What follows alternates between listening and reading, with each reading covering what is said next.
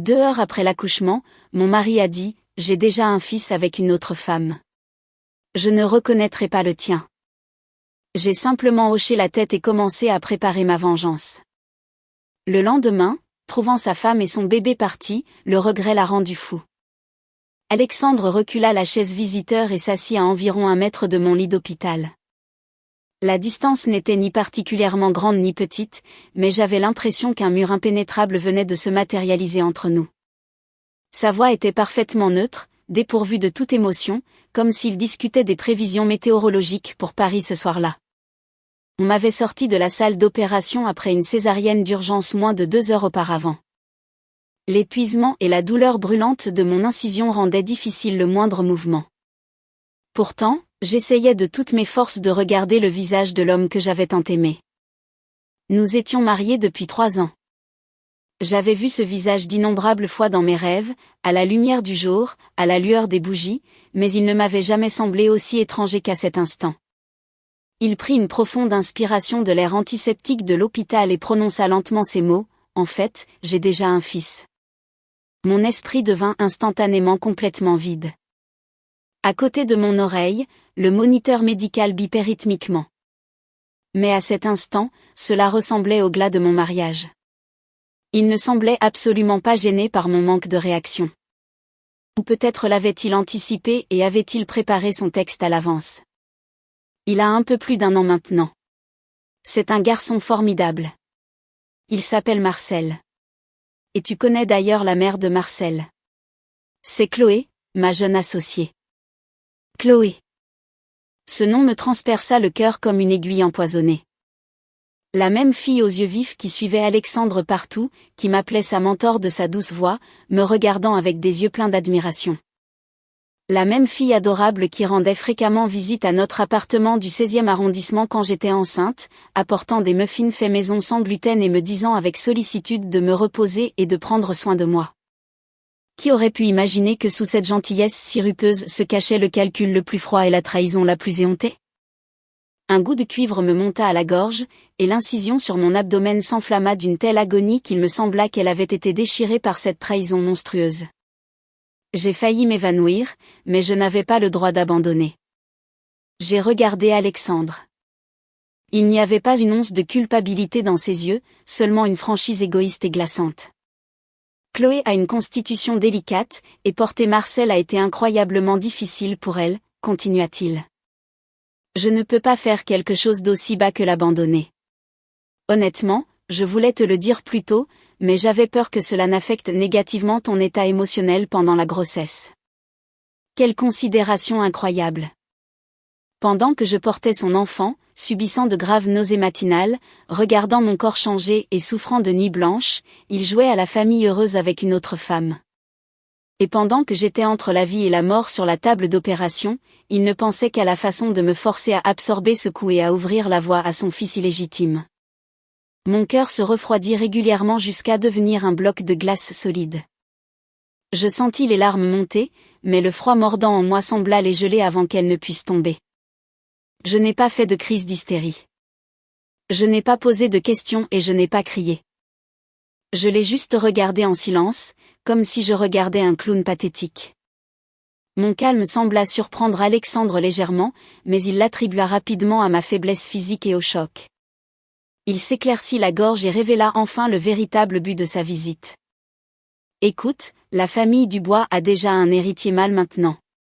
Alors, inscris la petite fille sous ton nom de jeune fille, Dubois.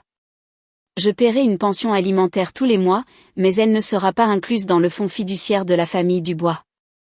Ce ne serait pas juste pour Marcel. Son ton était si désinvolte, pourtant chaque mot déchirait ma dernière parcelle de fierté comme un scalpel. Non seulement il m'avait trahi, mais il essayait de priver sa propre fille nouveau-née de son droit à un père. Il voulait faire de mon enfant un fantôme sans nom. Il avait l'intention de me jeter toutes les conséquences amères de sa trahison, tandis qu'il s'en irait sans fardeau pour embrasser son véritable amour et son fils. Quelle cruauté! Quel égoïsme incroyable! Sous la couverture de l'hôpital, ma main se serra en un poing serré, mes ongles s'enfonçant profondément dans ma paume. La douleur physique m'aidait à rester saine d'esprit. J'ai regardé cet homme, un homme que j'avais aimé pendant 5 ans, depuis nos jours à la Sorbonne, jusqu'à notre vie conjugale. J'avais pensé que nous étions des âmes sœurs. J'avais tout construit avec lui à partir de zéro. Nous avions utilisé l'argent que mes parents nous avaient donné comme cadeau de mariage comme capital de départ pour lancer sa société technologique actuelle. L'entreprise avait décollé. Nous avions acheté un Pantouse de luxe dans le quartier du Marais, acheté des voitures importées. Tout le monde m'appelait une gagnante dans le jeu de la vie. Mais maintenant, cet homme que j'avais aimé de toute mon âme me portait un coup fatal de la manière la plus vicieuse possible. La rage et la haine bouillaient dans ma poitrine, menaçant de me consumer entièrement. Mais je savais que ce n'était pas le moment d'exploser. Les explosions émotionnelles ne signifient rien face à un pouvoir absolu. Tout ce que je devais faire, c'était de lui faire payer le prix le plus terrifiant pour ses actions. Mon silence rendait clairement Alexandre mal à l'aise. Il se leva, me regarda de haut et parla d'un ton condescendant, comme s'il me rendait un immense service.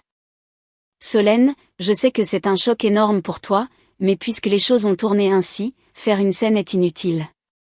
Si tu acceptes calmement et à l'amiable, alors en mémoire de notre mariage, je peux te laisser le Pantouse et la Porsche. Je te donnerai même un pourcentage des dividendes annuels de la société. C'est le meilleur résultat pour toi et le bébé. Le meilleur résultat.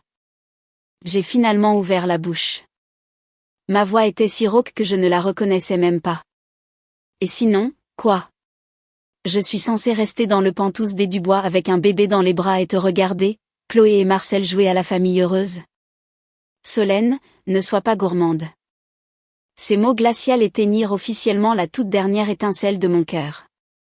Je tirai lentement les coins de ma bouche. Cela devait être un sourire, mais cela semblait probablement plus terrifiant que des larmes. Je rencontrai son regard, articulant chaque mot clairement. Bien, j'accepte. En entendant ma réponse, Alexandre poussa un lourd soupir de soulagement. Le calme suffisant sur son visage était insupportable à regarder. Il pensait probablement que j'étais complètement brisée, réduite à un insecte pathétique prêt à piétiner ma propre dignité pour quelques miettes d'immobilier. Il s'avança, hypocritement, me tapota l'épaule et dit d'une voix douce, « Solène, j'ai toujours su que tu étais une femme raisonnable. Ne t'inquiète pas, je ne te laisserai pas, toi et la petite, en plan. Pour l'instant, repose-toi bien. Marcel a une légère fièvre aujourd'hui. Je dois aller le voir. » Sur ce, il se détourna avec impatience et sortit de la pièce d'un pas léger et vif, comme s'il se rendait à un gala. La lourde porte se referma, coupant la vue de son dos s'éloignant, et toute ma façade s'effondra. Je ne pouvais plus le retenir. Mon corps commença à trembler violemment. Une douleur lancinante irradia de mes points de suture abdominaux à travers tout mon corps. Les chiffres sur le moniteur montèrent en flèche. Une alarme retentit. Une infirmière se précipita, vérifia rapidement mes signes vitaux et administra un sédatif par intraveineuse. Ce n'est qu'alors que le silence revint dans la pièce. L'infirmière me regarda avec une profonde inquiétude. « Madame Dubois, votre état émotionnel affecte gravement la guérison de votre incision. Veuillez essayer de rester calme. » J'ai hoché la tête, forçant un faible sourire. Rester calme. Comment pourrais-je? Mon monde s'était effondré et mon mariage était une farce. Mon mari, alors qu'il se tenait à côté de mon lit d'hôpital, ne pensait qu'à une autre femme et à son fils. Je n'avalerai jamais cette indignité. Je restai allongé, fixant le plafond blanc éblouissant. Je me commandai de me calmer, et mon cerveau commença à fonctionner à une vitesse sans précédent. Pleurer et crier étaient les choses les plus inutiles que je pouvais faire en ce moment. Cela ne ferait que drainer mon énergie et obscurcir mon jugement. J'allais me venger et ce ne serait pas une petite vengeance domestique cliché. Je le traînerais, lui et tous ceux qui m'avaient fait du mal, de leur piédestal directement en enfer, en m'assurant qu'ils ne pourraient jamais se relever. Je tâtonnai pour attraper le téléphone posé sur mon oreiller. L'écran s'alluma, projetant une lueur sur mon visage pâle. J'ouvris mes contacts et composai un numéro. Après plusieurs longues sonneries, une voix féminine ensommeillée répondit, la voix épaisse de sommeil, mais empreinte d'une inquiétude soudaine. Allô, Solène. Qu'est-ce qui ne va pas? Tu as dit que ta date d'accouchement était aujourd'hui. Tout s'est bien passé? Catherine? C'est moi. Ma voix était toujours rauque. Qu'est-ce qui ne va pas avec ta voix? Ne me dis pas que ce bâtard d'Alexandre t'a fait quelque chose. Ma meilleure amie et puissante avocate d'affaires, Catherine, fut instantanément en état d'alerte. À part mes parents, elle me comprenait mieux que quiconque au monde. Je pris une profonde inspiration, du ton le plus calme possible, répéter exactement ce qu'Alexandre venait de me dire, mot pour mot. Une longue et lourde pause pesa sur la ligne. J'entendais Catherine respirer lourdement, ses dents grinçant. Après un instant, elle jura, réprimant sa fureur. Fils de... Et dire qu'il semblait être un type solide et fiable. Solène, ne panique pas. Que veux-tu? Dis le mot et je le ruinerai. Je le réduirai en poussière si fine qu'il ne sera jamais embauché comme barista dans cette ville. Le ruiner financièrement ne suffit pas, dis-je froidement. Je vais tout lui prendre. Je vais lui faire regretter chacune de ses actions d'aujourd'hui. Et je le ferai ramper à genoux devant moi. Compris? La voix de Catherine devint de l'acier trempé. Dis-moi ce que je dois faire. Donne-moi les ordres de marche. Premièrement, rédige un accord de règlement de divorce pour la division des biens. Demande 70% de tout ce qui a été acquis pendant le mariage. Je sais que cela dépasse la répartition équitable standard, mais nous avons beaucoup de leviers pour le faire signer. Deuxièmement, effectue une trace médico-légale approfondie sur la structure actionnariale de la société d'Alexandre et sur tous ses actifs personnels, y compris tous les comptes offshore ou cachés qu'il a créés pour cette femme et son enfant. Troisièmement, trouve l'entreprise de déménagement la plus discrète et haut de gamme de la ville, et loue un immense garde-meuble climatisé en banlieue parisienne. Et quatrièmement, le plus important, prépare-moi un document spécifique. J'ai exposé mon plan en détail. Plus elle écoutait, plus elle était stupéfaite, jusqu'à ce qu'elle exprime enfin une véritable admiration. Solène, tu es absolument sûre? Mon esprit n'avait jamais été aussi clair. Il n'y avait pas une trace d'hésitation dans mon ton. Fais-le. Quand j'ai raccroché, j'ai senti mes forces revenir lentement à mon corps. La haine, il s'avère, est parfois bien plus efficace que n'importe quel médicament. Ensuite, j'ai appelé mes parents. Je n'ai pas dit un mot à propos d'Alexandre. Je leur ai seulement dit que j'avais accouché un peu plus tôt, mais que la petite fille et moi étions en parfaite santé. Je leur ai dit de ne pas s'inquiéter et de continuer à profiter de leur croisière de retraite en Méditerranée. Je ne voulais pas les entraîner dans ce désordre. Je devais régler ce problème de mes propres mains. Une fois toute la logistique mise en mouvement, je me suis concentré entièrement sur la conservation de mes forces. J'ai mangé mes repas d'hôpital à l'heure. J'ai écouté les médecins. J'ai même réussi à sourire chaleureusement à ma fille nouveau-née. Elle était si petite, si douce, dormant paisiblement les yeux fermés. Elle n'avait aucune idée que son propre père l'avait déjà rejetée. Je lui ai parlé en pensée. N'aie pas peur, ma petite. Maman te protégera. Maman éliminera toute l'injustice et la douleur de ce monde pour toi. Alexandre ne montra plus son visage. Le lendemain, sa mère arriva. Ma belle-mère, Isabelle. Elle entra dans la chambre d'hôpital tenant un thermos et arborant un sourire rigide et forcé. Oh, Solène, tu as bien travaillé. Une fille, c'est bien aussi. On dit que les filles sont le meilleur soutien d'une mère, dit-elle en versant de la soupe au poulet et aux nouilles du thermos. Il n'y avait pas la moindre sincérité dans sa voix. Isabelle, l'ai-je interpellée calmement. Qu'est-ce que tu veux dire par Isabelle? Ne devrais-tu pas m'appeler maman? Elle me lança un regard noir mais ajusta rapidement son sourire. Alexandre m'a tout raconté. Tu es une fille très intelligente et raisonnable. Les Dubois ne te laisseront pas dans le froid. Prends l'appartement du Marais et la Porsche. Tu es encore une jeune femme. Avec un si bel appartement, trouver un nouveau mari ne sera pas difficile.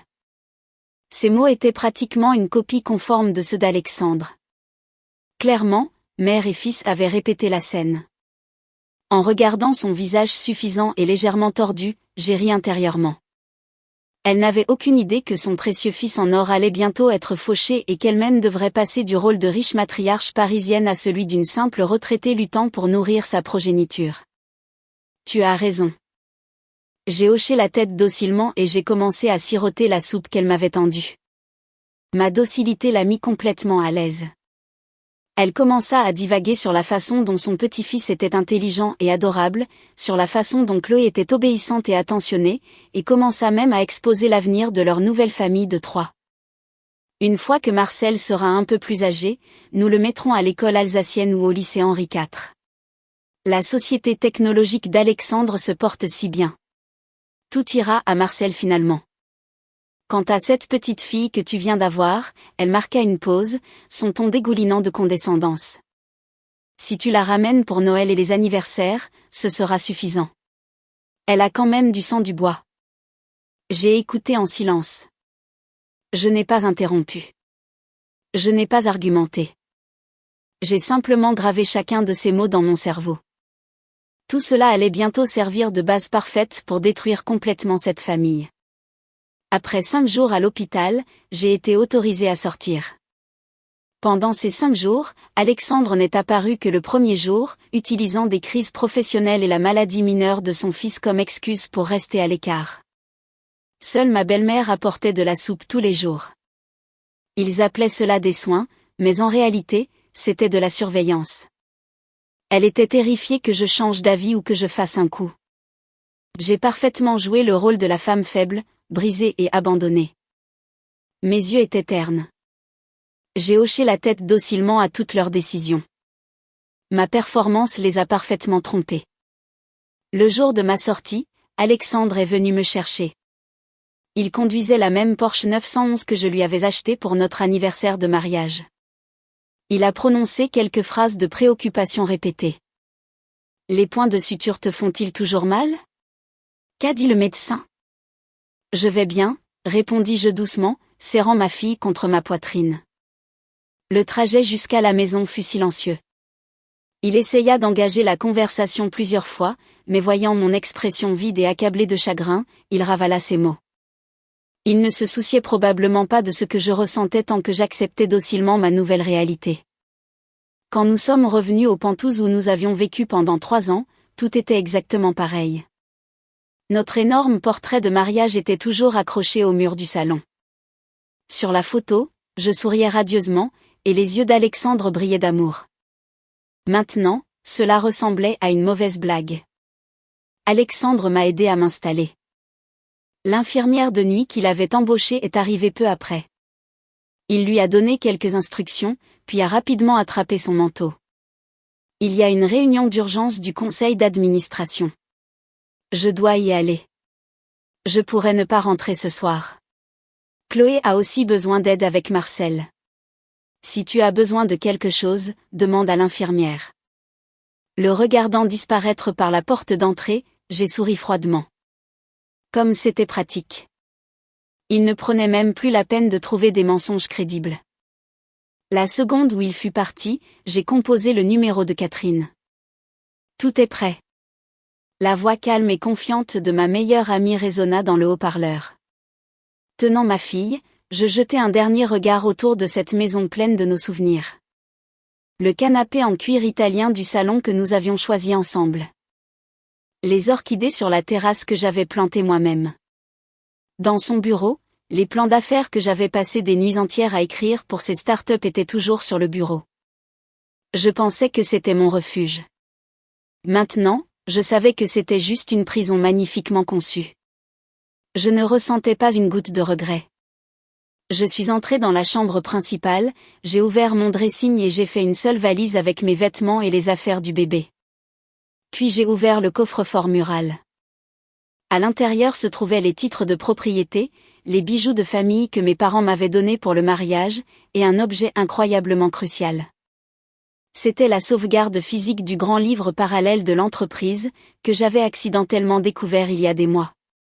Alexandre a toujours pensé que je ne savais rien de la finance d'entreprise. Il me voyait comme une simple femme au foyer. Il avait commodément oublié que j'étais major de ma promotion à la Sorbonne avec un diplôme en finance. Son blanchiment d'argent amateur et le détournement d'actifs me semblaient risibles. J'ai sorti une clé USB cryptée pré-préparée et j'ai copié toutes les preuves numériques du serveur domestique. Une fois terminé, j'ai jeté le contenu du coffre-fort dans ma valise. L'infirmière, me regardant faire, demanda nerveusement, « Madame Dubois, emmenez-vous le bébé chez vos parents pour quelques jours ?» « Il fait un peu étouffant ici, » répondis-je calmement. L'infirmière ne se douta de rien. L'instabilité émotionnelle post-partum était assez courante. À exactement 15 heures, comme prévu, l'équipe de déménageurs professionnels engagée par Catherine arriva. Le chef d'équipe était informé, sur mon ordre, ils commencèrent à vider l'appartement de tout ce qui avait de la valeur. Ils emportèrent le canapé sectionnel sur mesure du salon, désinstallèrent le lustre en cristal de la salle à manger, démontèrent le lit king size importé, emballèrent l'art antique du bureau, et même rangèrent la batterie de cuisine allemande haut de gamme de la cuisine. Je n'ai absolument rien laissé. Les yeux de l'infirmière s'écarquillèrent d'horreur, et elle tendit la main vers son téléphone pour appeler Alexandre, mais je l'arrêtai. C'est une affaire de famille. Considérez que vous n'avez rien vu aujourd'hui. Je lui tendis une épaisse enveloppe d'espèces. C'est le double de votre salaire mensuel. Sentant le poids de l'enveloppe, elle hésita, mais choisit finalement de se taire et de partir. En moins de 3 heures, tout l'appartement fut vidé. Le penthouse de luxe de 300 mètres carrés, autrefois douillet, fut réduit à une boîte vide avec des murs nus et des parquets froids. Le soleil couchant filtrant à travers les baies vitrées ne faisait que souligner le vide étrange et le silence. Je me tins au milieu du salon dénudé avec mon bébé dans les bras. Je n'ai pas laissé de mots. Je n'ai pas laissé un seul objet de confort. J'ai seulement laissé une chose. Sur le mur était toujours accroché notre immense portrait de mariage, mais sur le visage d'Alexandre sur la photo, j'avais dessiné un grand X dentelé avec un marqueur rouge épais. C'était mon cadeau d'adieu. Les camions de déménagement quittèrent le quai de chargement. J'étais assise sur le siège passager du Range Rover de Catherine, regardant les rues de Paris défiler derrière la fenêtre. Je ne ressentais rien d'autre que le frisson absolument enivrant d'une vengeance parfaitement exécutée. Ma fille dormait paisiblement dans mes bras, un sourire angélique sur son petit visage. « Ma petite, nous commençons une nouvelle vie », murmurai-je. Une vie sans mensonge ni trahison. Catherine, naviguant dans le trafic, me jeta un coup d'œil. « Tes affaires sont déjà dans le garde-meuble climatisé en banlieue. L'appartement est balayé. Tu peux emménager dans la nouvelle maison dès que tu es prête. Quelle est la prochaine étape ? » Je regardais droit devant moi, mon regard inébranlable. Maintenant, nous attendons qu'il comprenne tout, qu'il s'effondre et qu'il rampe jusqu'à moi, en suppliant. À cet instant précis, Alexandre se baignait probablement encore dans son bonheur égoïste avec Chloé et son fils. Il n'aurait jamais pu imaginer dans ses pires cauchemars qu'il n'avait plus de foyer. Il n'avait aucun soupçon que l'entreprise dont il était si arrogant était au bord de l'effondrement total. Et tout cela n'était que l'apéritif. Le lendemain matin à 10 heures, soignant une gueule de bois brutale, Alexandre s'approcha de la porte de son penthouse du Marais. La nuit précédente, il avait fêté avec des copains de fac le fait que Chloé et Marcel pouvaient enfin sortir de l'ombre, avait bu beaucoup trop de whisky et s'était effondré chez elle. Fredonnant pour lui-même, il déverrouilla la porte. Dans sa tête, il se disait que sa femme, Solène, avait probablement déjà accepté la réalité. Il lui suffisait de la flatter un peu, de la faire signer tranquillement les papiers de divorce et de changer le nom de l'enfant, et tout serait parfait. Mais la seconde où il poussa la porte, le sourire se figea sur son visage. Devant lui, ce n'était pas sa maison de luxe. C'était une boîte de béton vide et désolée, comme si elle avait été pillée par des charognards. Son cher canapé italien sur mesure était parti. Il ne restait que des marques sur le parquet. Le lustre en cristal au-dessus de la table à manger était manquant, ne laissant que des fils dénudés pendre tristement du plafond. Il sprinta dans la chambre principale vide, dans le bureau vide, le dressing vide, les meubles, l'électronique, la décoration, jusqu'au rouleau de papier toilette dans les salles de bain. Tout avait disparu sans laisser de traces. Tout l'appartement s'était évaporé, ne laissant que 4 murs et un peu de poussière. Le cerveau d'Alexandre court-circuita pendant environ 30 secondes. Il se frotta les yeux agressivement, convaincu qu'il faisait un cauchemar induit par l'alcool. Mais le vide absolu et le courant d'air froid des bouches d'aération confirmèrent que c'était réel. La seule chose qu'il trouva dans tout l'espace, la seule chose qui ressortait violemment, était la photo de mariage sur le mur. S'approchant, il vit l'énorme X rouge sans dessiner sur son visage. Un frisson glacial lui parcourut le corps, du crâne au talon. Il comprit enfin ce qui s'était passé. Solène. Solène avait fait cela. La femme qui, à ses yeux, avait toujours été soumise, timide et prête à avaler n'importe quel manque de respect avait orchestré cette énorme surprise. Salope hystérique et folle, cria-t-il. Sa voix résonna dans l'appartement vide, semblant faible et pathétique. Il sortit son téléphone et composa mon numéro. Le numéro que vous avez composé a été déconnecté ou n'est plus en service, répondit la voix automatique de l'opérateur. Il appela l'infirmière de nuit, mais son téléphone tomba directement sur la messagerie vocale. La panique le saisit. Il fit les 100 pas dans l'appartement vide comme un animal acculé. La rage et une inexplicable terreur rampante lui serraient la poitrine. Il ne pouvait pas comprendre comment Solène avait pu tout déménager si vite et si discrètement. Où une femme se remettant d'une chirurgie majeure avait-elle trouvé l'énergie? Qui avait-elle engagé? Où était-elle allée? Sa première pensée fut, mes parents. Sans réfléchir, il sprinta jusqu'au parking, sauta dans la Porsche et se dirigea à toute vitesse vers leur propriété à Versailles. En chemin, il essayait de se rationaliser. C'est bon. Elle fait juste une crise. Les femmes deviennent hystériques. C'est normal. Où va-t-elle aller avec un nouveau-né, de toute façon? Une fois que j'arrive là-bas et que je dis quelques mots gentils, elle va fondre. Mais quand la porte d'entrée de la maison de mes parents s'ouvrit, ce n'étaient pas mes parents qui se tenaient là. C'était mon frère aîné, Michel, un ex-marin qui avait détesté Alexandre depuis le premier jour. « Qu'est-ce que tu veux, Alexandre ?» Michel, mesurant 1,90 m et bâti comme un mur de briques, bloquait l'entrée, le regardant avec une pure hostilité. « Michel, Solène est-elle rentrée ?» demanda Alexandre nerveusement. « Solène est rentrée ?» Michel feignit une surprise exagérée. N'a-t-elle pas accouché? Ne devrait-elle pas être à l'hôpital? Elle est sortie. Elle a vidé l'appartement et a disparu. La voix d'Alexandre monta en flèche de panique. Vraiment, Michel se gratta paresseusement la mâchoire. Eh bien, les maris et les femmes se disputent. Ça arrive. Elle est probablement allée se vider la tête.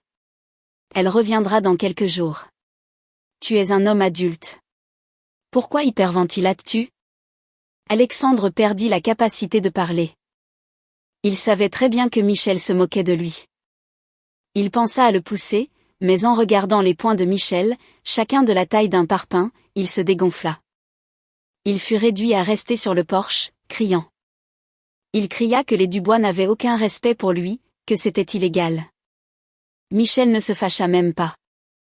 Il s'appuya simplement contre l'encadrement de la porte, attendit qu'Alexandre soit à bout de souffle, puis prononça lentement une phrase. Alexandre, trouve un brin de conscience. Demande-toi ce que tu as fait à Solène. Tu ne peux pas bluffer les Dubois. Maintenant, sors de ma propriété avant que je ne te jette dehors. La lourde porte en chêne se claqua à son nez. Ne lui restant plus rien, Alexandre bouillait de rage. Il commença frénétiquement à appeler tous mes amis de la ville, mais leurs réponses furent uniformément coordonnées. Je ne sais pas. Je ne l'ai pas vu. Aucune idée. C'est alors qu'il réalisa quelque chose de terrifiant. À un moment donné, tout son cercle social s'était réduit à ses copains de beuverie. Il n'avait en fait de relation avec personne de proche de Solène. Chacune des connexions sociales de Solène lui claqua la porte au nez. Le fait qu'il ne puisse pas me localiser ne fit que multiplier sa panique. Se souvenant soudain de quelque chose, ses mains tremblèrent alors qu'il ouvrait son application bancaire pour vérifier nos comptes joints. Lorsque l'écran se chargea et afficha un solde d'exactement 0 €, sa vision devint noire et il faillit s'effondrer sur l'allée. Des millions d'euros d'actifs liquides disparus. Cela incluait le capital flottant de l'entreprise et l'argent qu'il avait secrètement mis de côté pour acheter une maison à Chloé sur la Côte d'Azur. Il s'affala sur le siège du conducteur, transpirant à grosses gouttes. Il réalisa enfin que cette situation avait complètement échappé à son contrôle. Ce n'était pas une dispute domestique. C'était une exécution méticuleusement planifiée et sans faille d'une vengeance. La femme qu'il pensait pouvoir manipuler comme un pion s'était transformée en une lame létale, le poignardant à son endroit le plus vulnérable exactement quand il se sentait le plus invincible. Après les premières vagues de terreur et de colère, Alexandre tenta de se forcer à rester rationnel. L'argent peut être regagné. Les meubles peuvent être remplacés. Tant que la société est intacte, je vais bien. Sa start-up était le fruit de son travail, le symbole de son statut et la garantie de sa richesse future. Il retourna immédiatement à Paris, directement à son bureau d'entreprise. Il prévoyait de stabiliser l'entreprise d'abord, puis de retrouver Solène et de trouver comment récupérer l'argent. Mais au moment où il sortit de l'ascenseur, l'atmosphère lui parut toxique. Les employés le regardaient avec un mélange bizarre de pitié et un désir urgent de l'éviter. Son estomac se serra. Son associé et ancien colocataire de collège, David, le saisit par le bras et le traîna dans un bureau, l'air grave. « Alexandre, nous avons un énorme problème. » David claqua un épais dossier sur le bureau. « Regarde ça. » Alexandre prit les documents, et d'un coup d'œil, la couleur s'échappa de son visage. C'étaient des accords de transfert et des cessions d'actions.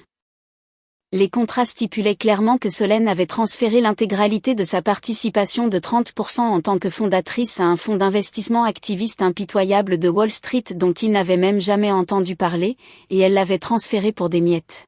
« Impossible !» cria Alexandre. « Quand a-t-elle fait cela ?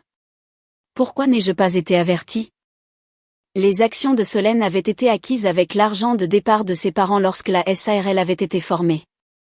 Elle n'était jamais intervenue dans les opérations, mais restait techniquement l'un des plus gros actionnaires. Alexandre avait toujours supposé que ses actions, tout comme Solène elle-même, resteraient tranquillement et agiraient comme une extension de son propre pouvoir de vote. Les documents légaux ont été finalisés hier après-midi, soupira David. Ce fonds spéculatif est maintenant notre deuxième plus grand actionnaire. Pire, ils viennent d'envoyer un avocat requin exigeant une réunion d'urgence du conseil d'administration, un audit médico-légal complet de nos comptes, et ils veulent installer leur propre directeur financier. Audit médico-légal. Alexandre sentit son sang se glacer. Le grand livre parallèle. Les fonds de l'entreprise qu'il avait illégalement détournés pour acheter à Chloé des SUV importés et des sacs Hermès. Peu importe à quel point il pensait l'avoir bien caché, cela ne résisterait jamais à un audit médico-légal de Wall Street. S'il le trouvait, il ne perdrait pas seulement sa réputation. Il risquerait la prison fédérale. Pourquoi maintenant ? Murmura Alexandre avant que sa tête ne se relève, frappé par la réalisation. Ses yeux injectés de sang s'écarquillèrent de pure fureur. C'est Solène.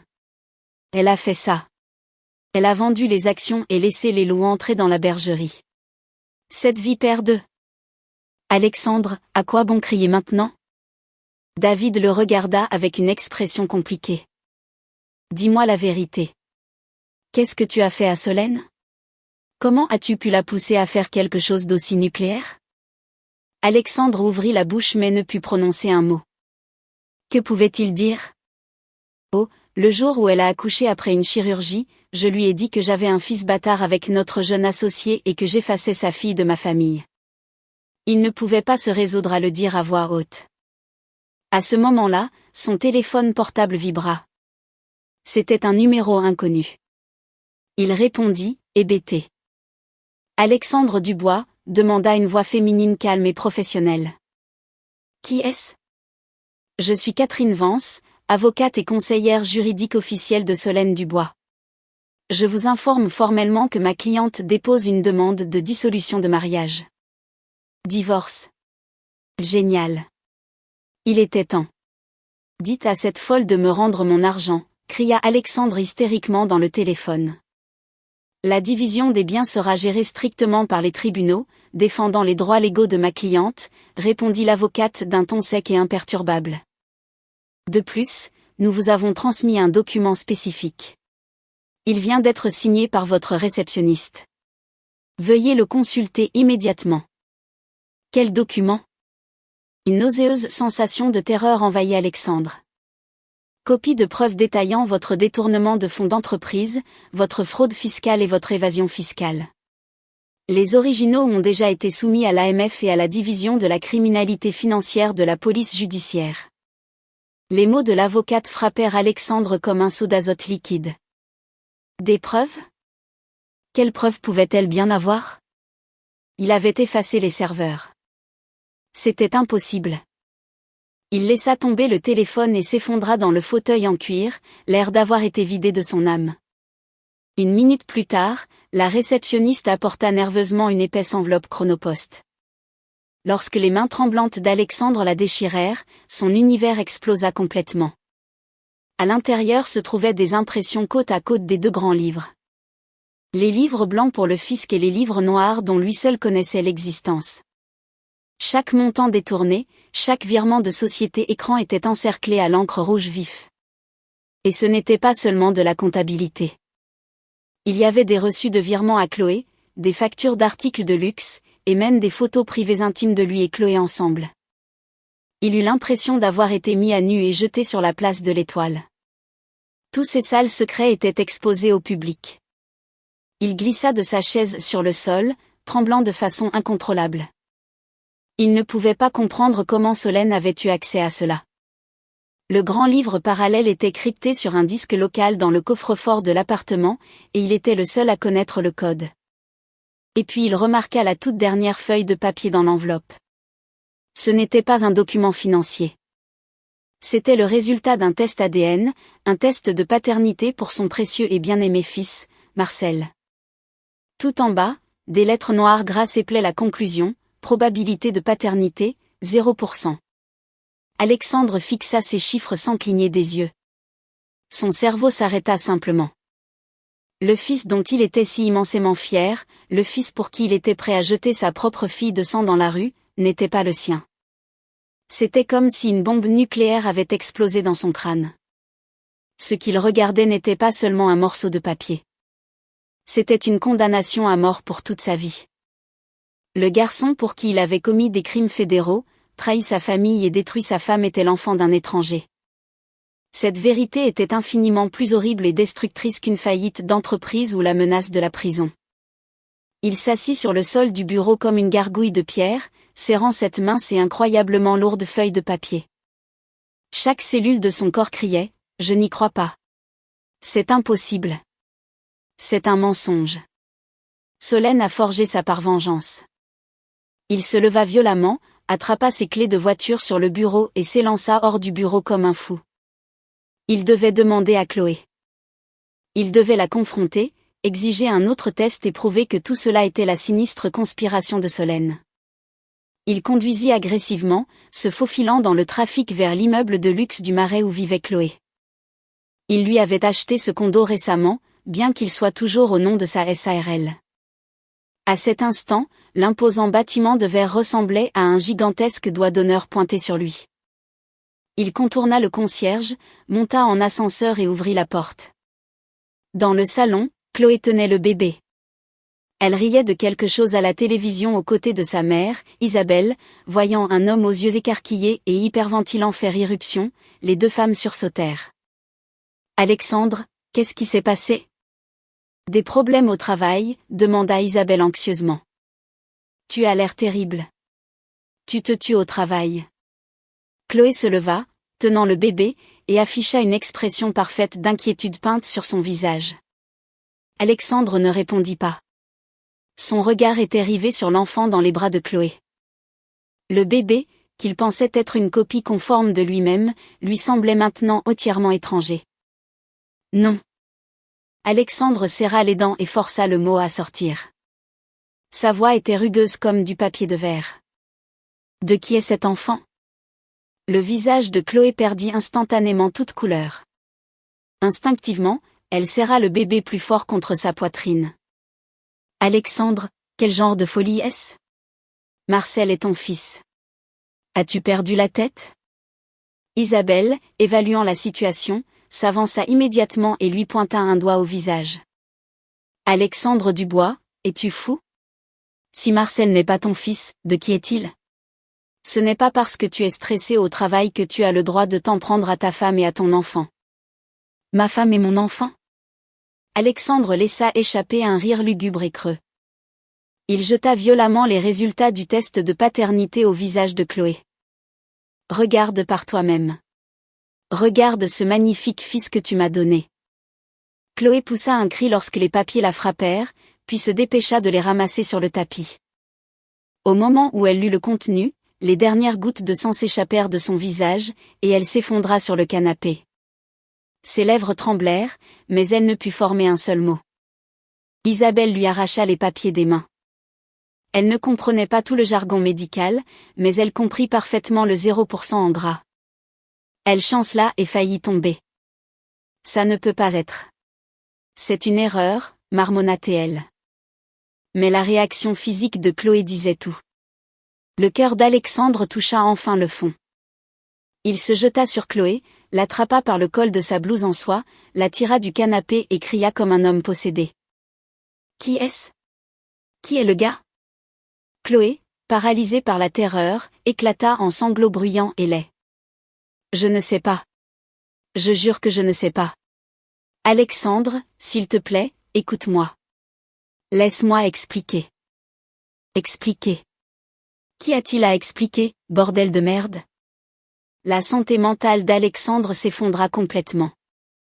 Il leva la main et la gifla au visage avec un claquement dégoûtant. La force projeta Chloé au sol. Le bébé, terrifié, commença à crier à plein poumon. En un instant, le condo de luxe se transforma en zone de guerre. Isabelle, voyant son petit-fils pleurer, sortit de son choc et se précipita pour prendre le garçon, gémissant. Pourquoi? Pourquoi notre famille est-elle maudite comme ça? Oh mon Dieu, mon pauvre petit-fils. Ce n'est pas ton petit-fils, rugit Alexandre, les yeux injectés de sang. Au milieu du chaos, le téléphone portable de Chloé, posé sur la table basse, se mit soudain à sonner une chanson pop entraînante. Elle jeta un coup d'œil à l'écran et devint encore plus pâle. Alexandre s'empara du téléphone avant qu'elle ne puisse le faire. L'identification de l'appelant indiquait « Yves ». Il appuya sur « Répondre » et le mit en haut-parleur. « Salut chérie, comment va notre petite opération? Cet idiot d'Alexandre va s'effondrer et être enfermé. Dépêche-toi de me virer ces actifs liquides. J'ai hâte que toi et mon incroyable garçon rentriez à la maison. » La voix suffisante et arrogante émanant du haut-parleur était bien trop familière à Alexandre. C'était Yves, son plus grand concurrent dans le secteur de la tech, un homme qui avait essayé de le ruiner pendant des années. Alors c'était ça. C'était un piège depuis le début. L'embauche de Chloé, son admiration, son amour, sa grossesse. Tout cela était un piège à miel d'espionnage industriel impeccable, spécialement conçu pour lui. Et lui, comme un parfait idiot, s'était jeté la tête la première. Et pour le bien de ce piège, il avait personnellement démantelé sa propre vie, son mariage et sa vraie famille. Alexandre laissa tomber le téléphone, sentant la dernière once de force s'évaporer de ses os. En regardant Chloé sangloter sur le sol et le bébé crier, il ne ressentit même plus de colère. Il n'y avait qu'un vide infini, écrasant, et l'absurdité pure de tout cela. Il avait perdu, complètement et totalement. Il avait perdu face à sa propre cupidité, son ego et sa stupidité. Et celle qui avait impitoyablement arraché son masque et exposé toute sa pourriture à la lumière était la femme qu'il avait traitée comme une ordure. La femme qu'il pensait pouvoir contrôler sans effort, Solène. Les semaines suivantes devinrent un véritable enfer sur terre pour Alexandre. L'AMF et les procureurs fédéraux ouvrirent une enquête conjointe et toutes les magouilles de sa société furent mises en lumière. Les preuves de son détournement de fonds, des comptes truqués et de la fraude fiscale étaient irréfutables. Il était confronté à une lourde peine fédérale. Lorsque la vérité éclata, le conseil d'administration et les investisseurs coupèrent immédiatement les ponts avec lui. Les partenaires commerciaux qui lui achetaient des bouteilles de vin à 1000 € l'évitaient désormais comme la peste. L'empire technologique qu'il avait bâti s'effondra du jour au lendemain en raison de la panique interne et des enquêtes externes et finalement déposa le bilan. Tous ses biens immobiliers, y compris le Pantouse du Marais et ses voitures de luxe, furent saisis par les tribunaux pour payer les créanciers. En l'espace de quelques semaines, il passa de PDG célébré de la défense à criminel déchu et ruiné, noyé sous les poursuites judiciaires. Quant à Chloé, au moment où l'escroquerie fut révélée, elle ne montra pas le moindre signe de remords. Elle prit le bébé, liquida les comptes offshore qu'Alexandre avait précédemment créés en son nom et disparut. Elle s'enfuit avec son dernier filet de sécurité, le laissant absolument sans rien. Isabelle ne put supporter la succession rapide des chocs. Elle subit une grave dépression nerveuse et fut internée dans un établissement psychiatrique. Les énormes factures médicales privées devinrent une autre montagne de dettes insurmontables pour Alexandre. Et juste au moment où un Alexandre abandonné et sans le souhaitait au plus profond du désespoir, il reçut une assignation. La date de l'audience pour notre divorce. Le jour de l'audience, j'ai vu Alexandre. En quelques mois seulement, il semblait avoir vieilli de 10 ans. Toute son ancienne arrogance s'était évaporée, laissant derrière elle un visage creusé, des cheveux grisonnants et clairsemés, et un regard vide et errant. Il était assis à la table des défendeurs dans un costume bon marché froissé, l'air d'un détenu attendant la chaise électrique. Je m'étais assise à la table de la requérante dans un tailleur Chanel impeccablement ajusté, mon maquillage parfait, rayonnante de santé, de puissance et d'énergie. À côté de moi était assise Catherine, calme et très concentrée. Nos regards se croisèrent. Dans ses yeux, il y avait du regret, de l'agonie et de la supplication. Dans les miens, il n'y avait qu'une indifférence glaciale. Au tribunal, mon avocate exposa clairement nos demandes. Divorce absolu, garde légale et physique exclusive de ma fille, paiement massif de pension alimentaire et la part du lion de tous les biens matrimoniaux. L'avocat commis d'office d'Alexandre tenta de soutenir que j'avais illégalement saisi des fonds communs, mais Catherine produisit instantanément la piste papier.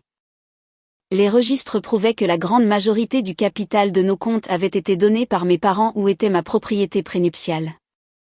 La portion qui appartenait réellement à Alexandre était négligeable. Face à la préparation impeccable de Catherine, l'avocat adverse fut entièrement impuissant. Ensuite, Catherine présenta les preuves au juge que pendant ma grossesse et ma convalescence postpartum, Alexandre avait commis l'adultère, cohabité avec une subordonnée et détourné des biens matrimoniaux vers une maîtresse pour un enfant illégitime. Les relevés bancaires, les virements et les captures d'écran de messages textes dégoûtants réduisirent en miettes les dernières parcelles de dignité d'Alexandre. Tout au long de la procédure, il resta la tête baissée, sans prononcer un seul mot. Il n'essaya pas de se défendre car il savait que face à cette montagne de preuves concrètes, toute excuse ne ferait que le rendre plus pathétique. Occasionnellement, il levait les yeux vers moi avec des yeux suppliants. Il essayait de trouver ne serait-ce qu'une lueur d'hésitation ou de pitié sur mon visage. Il ne trouva rien. Du moment où je suis entrée au moment où le marteau est tombé, mon expression n'a pas changé d'un millimètre. Au fond de mon désespoir, mon cœur était mort. Au moment où il a décidé de me dire la vérité le jour de ma césarienne, il ne restait plus rien entre nous que la haine et un froid calcul. À la fin de l'audience, le juge demanda si j'avais des déclarations finales.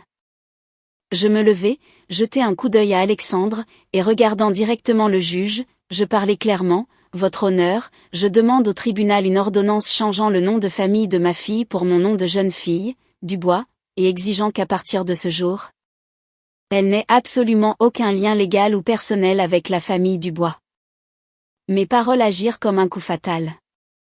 La tête d'Alexandre se releva.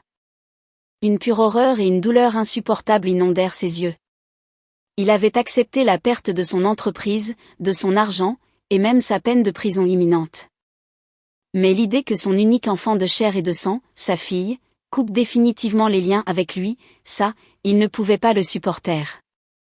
Non, Solène, s'il te plaît ne fais pas ça. C'est ma fille aussi, craquait-il enfin, criant d'une voix rauque et pleine de larmes. Je le regardai avec des yeux de glace. Lorsque vous avez tenté de la dépouiller de son propre nom au profit d'un enfant d'escroc, vous avez renoncé au droit de vous appeler son père. Mes paroles frappèrent sa poitrine comme un coup de marteau. Il s'effondra sur sa chaise, enfouissant son visage vieilli et mouillé de larmes dans ses mains. La décision finale du juge ne contenait aucune surprise. Toutes mes demandes furent acceptées. Mon mariage avec Alexandre Dubois fut officiellement dissous. La garde exclusive m'a été accordée, et le nom de ma fille a été légalement changé en Nathalie Dubois. Alexandre fut condamné à payer une somme forfaitaire stupéfiante de pension alimentaire pour la couvrir jusqu'à ses 18 ans, garantie par les actifs qui lui restaient. Compte tenu de sa conduite matrimoniale scandaleuse et de ses énormes responsabilités fédérales. Les quelques miettes de biens matrimoniaux qui n'avaient pas été saisis par le gouvernement m'ont été attribuées. Quand je suis sortie du tribunal de Paris, le soleil me semblait incroyablement chaud. J'ai pris une profonde inspiration. Même les gaz d'échappement de la ville sentaient la liberté. Cette guerre s'était terminée par ma victoire absolue et inconditionnelle. Claire et éclatante. Catherine sourit et me tapota l'épaule. Félicitations, mademoiselle Dubois. Le début d'une nouvelle vie. J'ai ri sincèrement. Oui, une nouvelle vie. Le verdict dans l'affaire pénale fédérale d'Alexandre est tombé peu après. Entre la fraude fiscale, le détournement de fonds et l'évasion fiscale, il fut condamné à 10 ans de prison fédérale. Je n'ai pas assisté à la condamnation. Pour moi, c'était un total inconnu qui n'avait plus aucune signification. Il allait passer la prochaine décennie de sa vie derrière des barreaux froids, payant pour sa stupidité et sa trahison. Et sa mère, après avoir appris que son fils était enfermé, que la société était ruinée et que son seul petit-fils était une fraude, sombra complètement dans la folie et devint une résidente permanente d'un établissement de soins d'État. Cette famille, qui m'avait autrefois regardé de haut et avait essayé de me manipuler, fut effectivement anéantie. Tous les problèmes étant réglés, j'ai déménagé avec ma fille dans une belle et spacieuse maison de ville dans le 7e arrondissement de Paris. Je l'ai achetée avec mon propre argent. C'était notre maison. Je ne suis pas retournée vivre à Versailles avec mes parents. Pour vraiment repartir de zéro, j'avais besoin de mon propre espace indépendant. J'ai trié les affaires de l'ancien appartement du Marais. J'ai gardé ce qui avait une valeur sentimentale pour moi et j'ai fait vendre aux enchères par Catherine tout ce qui rappelait de mauvais souvenirs. J'ai fait don des bénéfices à une association caritative pour enfants au nom de Nathalie. Puis j'ai commencé à reconstruire ma vie professionnelle. J'avais du capital. J'avais des contacts et un cœur forgé dans les feux de la trahison. J'ai décidé de me servir de mon diplôme de la Sorbonne et d'entrer dans le secteur du capital investissement. Grâce à mes fonds, j'ai lancé une société d'investissement boutique et je l'ai nommée Blue Sky Capital. Le chemin entrepreneurial fut plus difficile que je n'aurais pu l'imaginer, mais je n'ai jamais reculé d'un seul pas. Le jour, je me battais dans les tranchées corporatives de la défense comme une gladiatrice infatigable. La nuit, rentrant à la maison pour voir le doux visage endormi de ma fille, toute ma fatigue s'évanouissait. Elle était ma plus grande faiblesse et simultanément mon armure la plus forte. Elle était le sens et le moteur de tout ce que je faisais. Avec le soutien juridique de Catherine et mon réseau agressif, la firme a rapidement trouvé sa place. Mes instincts d'investissement étaient aiguisés et impitoyables. En un an seulement, j'ai conclu plusieurs acquisitions technologiques à haut rendement et je me suis fait un nom sérieux dans l'industrie. Je n'étais plus la femme au foyer silencieuse se tenant dans l'ombre de son mari. J'étais Solène Dubois, une femme indépendante, confiante et très brillante. Je suis devenue exactement qui j'étais destinée à être. Radieuse et fière. Le temps est le meilleur remède et le sculpteur le plus habile. Avant que je ne m'en rende compte, 5 ans s'étaient écoulés. Blue Sky Capital a fermement consolidé sa place sur le marché, devenant un fonds de capital investissement majeur avec un sérieux levier. Je n'avais plus à gérer chaque transaction. J'avais une équipe exécutive d'élite gérant les opérations quotidiennes. Cela m'a permis de passer beaucoup plus de temps avec Nathalie. Nathalie avait 6 ans maintenant. C'était une petite fille brillante, belle et remarquablement perspicace. Elle avait hérité de mon apparence et de ma résilience tenace. Sous ma protection, elle grandissait comme un jeune arbre, tendant sans crainte vers le soleil. Je ne parlais jamais de son soi-disant père avec elle. Dans son monde, il n'y avait qu'une mère qui l'adorait et dont elle était intensément fière. Un après-midi de printemps, j'ai assisté à la journée d'athlétisme de l'école de Nathalie dans une académie privée de Paris. La regardant sprinter sur la piste, donnant tout ce qu'elle avait, je n'ai pas pu m'empêcher de sortir mon téléphone pour enregistrer ce précieux moment. Soudain, derrière moi, j'entendis une voix hésitante et rauque, Solène. Je me suis retournée et j'ai vu un visage vaguement familier mais entièrement étranger. C'était Alexandre. 5 ans plus tard, il était méconnaissable. De sa peine de 10 ans, il en avait purgé 5 avant d'être libéré tôt sur parole fédérale pour bonne conduite. Il portait des vêtements délavés et bon marché.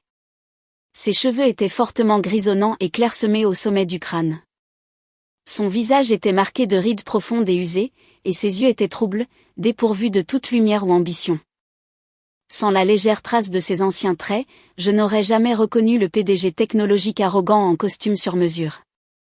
La prison avait effacé tout son éclat et drainé sa force vitale. Il me regarda avec un mélange chaotique d'émotions, de culpabilité, de remords et d'un espoir pathétique et désespéré. Voyant Nathalie près de moi, il ne pouvait détourner les yeux. Est-ce que c'est Nathalie ? Demanda-t-il, sa voix tremblante. Je me suis instinctivement placé devant ma fille, la protégeant, toute ma posture rayonnant d'hostilité. Monsieur Dubois, il n'y a absolument plus rien entre nous. N'osez pas essayer de ramper dans nos vies. Ma voix était glaciale et détachée. Nathalie jeta un coup d'œil derrière mes jambes, regarda curieusement l'homme étrange et murmura, « Maman, qui est cet homme ?» Juste un étranger, lui ai-je tapoté la tête et répondu doucement. En entendant ces mots, Alexandre devint mortellement pâle. Il chancela sur ses pieds, fit un pas en avant et s'étouffa, « Solène, j'ai eu tort. J'ai tellement eu tort. Il n'y a pas eu un seul jour dans cette cellule où je ne me suis pas détesté pour cela. J'ai perdu la tête. J'ai agi pire qu'un animal. J'ai tout détruit ce que nous avions construit de mes propres mains. S'il te plaît, donne-moi une autre chance. Pas pour moi. Pour elle. Une fille a besoin d'un père. » Je lâchai un rire rauque et le fusillai du regard. « Avez-vous oublié, monsieur Dubois ? La famille Dubois a déjà un héritier. Vous avez explicitement dit que vous ne reconnaîtriez pas cette fille et que vous ne la laisseriez pas souiller votre nom de famille. Avec quel visage êtes-vous là à essayer de jouer le rôle de père ? » Mes mots touchèrent la corde la plus sensible. Alexandre s'étouffa. Son visage devint d'un violet foncé marbré. Il me regarda, puis Nathalie, et soudain ses genoux fléchirent. Il tomba sur la piste de terre devant moi. Un homme de 40 ans sanglotant et se mouchant publiquement devant une foule de parents du 16e arrondissement. « Solène, je te supplie. Laisse-moi juste la regarder.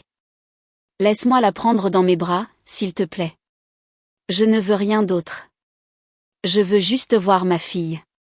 Je suis sortie, j'ai rendu visite à ma mère, et elle ne sait même plus qui je suis. Personne n'a eu de nouvelles de Chloé depuis des années. Je n'ai vraiment plus personne au monde à part cette petite fille. » Ces gémissements attiraient les regards choqués des autres parents. Nathalie était terrifiée, s'accrochant fermement à ma jambe, la peur écrite sur son visage. Mon cœur se serra pour elle. J'ai pris ma fille dans mes bras et j'ai regardé avec un dégoût total l'homme qui avait abandonné la toute dernière parcelle de dignité humaine. Alexandre, arrête cette performance pathétique. Il est bien trop tard pour les remords. Tout ce qui vous arrive en ce moment est exactement ce que vous avez mérité. Et quant à ma fille, elle a bien assez avec moi seule. Elle n'a pas besoin d'une tâche comme vous pour lui servir de père. Sur ce, je me suis retournée et je suis partie avec ma fille. Je n'ai pas regardé en arrière une seule fois. Je ne l'ai jamais revu, et je n'avais absolument aucun intérêt à savoir ce qu'il était devenu. Son existence avait cessé d'avoir un quelconque lien avec moi il y a longtemps. Certaines personnes et certaines actions n'ont qu'une seule chance. Faites l'erreur une fois et la chance de la réparer est perdue pour toujours. Après ce léger incident, nos vies reprirent rapidement leur rythme paisible. Alexandre n'essaya plus jamais de nous déranger. Peut-être que mon rejet brutal l'a finalement fait abandonner. Ou peut-être a-t-il finalement réalisé qu'il avait perdu le droit d'entrer dans notre monde il y a des années. Plus tard, j'ai parfois entendu des rumeurs à son sujet par le réseau de Catherine. Avec un casier judiciaire fédéral, il ne pouvait pas trouver de travail en entreprise et survivait grâce à du travail au noir dans les banlieues. Sa mère ne s'est jamais remise et est restée piégée dans son propre esprit à l'établissement. Il a loué une chambre décrépite dans une pension et a vécu une existence misérable et solitaire. En entendant cela, je n'ai ressenti absolument rien. Chaque personne pathétique a ses propres péchés à porter. Il a démantelé sa propre vie pièce par pièce, et il n'avait personne à blâmer à part lui-même. J'ai mis toute mon énergie dans ma firme et ma fille. Sous ma direction, Blue Sky Capital s'est développé. Nous sommes entrés sur les marchés internationaux et sommes devenus un acteur de la place de Paris qui commandait le respect. J'ai fait la couverture de magazines financiers et dans les cercles d'affaires d'élite. On m'appelait la reine du capital investissement. Et Nathalie, grâce à l'environnement que j'avais bâti, grandit magnifiquement. Elle excellait à l'école, jouait du piano sans faute et était une artiste douée. Elle était aimée de tous ceux qui l'entouraient. Mais surtout, c'était une fille gentille, brillante, farouchement confiante avec le soleil dans son âme. Elle était mon projet le plus parfait et ma plus grande fierté. Le jour où Nathalie a eu 10 ans, j'ai organisé une grande fête d'anniversaire pour elle dans un lieu privé de la ville. Tous mes amis étaient là. Catherine, maintenant associée principale dans son cabinet, est venue avec son mari et ses enfants pour célébrer. La regardant, entourée d'amis, les yeux pétillants alors qu'elle soufflait les bougies et faisait un vœu. J'ai senti les larmes me monter aux yeux. Catherine s'est approchée, m'a tendu une flûte de champagne et a trinqué avec moi. Regarde ça, Solène. Ce que tu as maintenant est 10 000 fois mieux que ce que tu as perdu. J'ai regardé le visage souriant de ma fille, illuminé par la lumière des bougies, j'ai hoché la tête et j'ai souri en retour. C'est vrai. C'est pourquoi je n'ai pas regretté ma décision une seule seconde. Tu sais, parfois les femmes devraient réellement remercier les salauds qui nous infligent les pires douleurs de notre vie. Grâce à eux, nous sommes forcés de faire face à la réalité, forcés de grandir, et finalement nous devenons incassables. Nous avons échangé un regard, ri et fini notre champagne. Après la fête, une fois les invités partis, je suis entrée dans la chambre de ma fille. Elle avait déjà mis son pyjama et était assise sur le lit, serrant un ours en peluche géant que je lui avais donné, m'attendant. « Maman, tu étais si belle ce soir, dit-elle, me regardant avec des yeux brillants. Ma petite princesse était assez parfaite elle-même, ai-je ri, lui tapotant le nez, et je me suis assise sur le bord du lit. Maman, tu sais, aujourd'hui, devant le lieu, j'ai revu cet homme. Nathalie hésita un instant avant de parler. Mon estomac se serra. Cet homme, c'était Alexandre. Il n'a pas essayé d'entrer. Il était juste de l'autre côté de la rue, regardant de loin. Il avait l'air vraiment triste. Il y avait une innocence enfantine et de l'empathie dans sa voix. Je suis restée silencieuse un instant, réalisant qu'il était temps de lui dire une partie de la vérité. J'ai pris ses petites mains dans les miennes, et du ton le plus calme et le plus objectif possible, je lui ai donné une version abrégée de cette ancienne histoire passée sous silence. Je n'ai pas exagéré, et je n'ai pas essayé de le diaboliser intentionnellement. J'ai juste exposé les faits. Nathalie a écouté en silence, sans jamais m'interrompre. Quand j'ai fini, il n'y avait ni colère ni ressentiment sur son petit visage, seulement une maturité et une compréhension bien au-delà de son âge. Elle me regarda et dit, sérieusement, maman, je n'ai pas pitié de lui. Si tu fais quelque chose d'horrible, il est juste que tu sois punie. Et honnêtement, je pense que je suis incroyablement chanceuse. Chanceuse ? Je la regardai, surprise. Oui. Elle hocha fermement la tête et éclata d'un immense sourire radieux. Parce que je t'ai. Tu es ma seule maman et tu es la meilleure maman du monde entier. Je t'aime. Sur ce, elle passa ses bras autour de mon cou et me serra fort. À ce moment-là, j'ai eu l'impression de posséder le monde entier. Toute la douleur, tous les fantômes du passé, se sont complètement dissous dans la chaleur de l'étreinte de ma fille.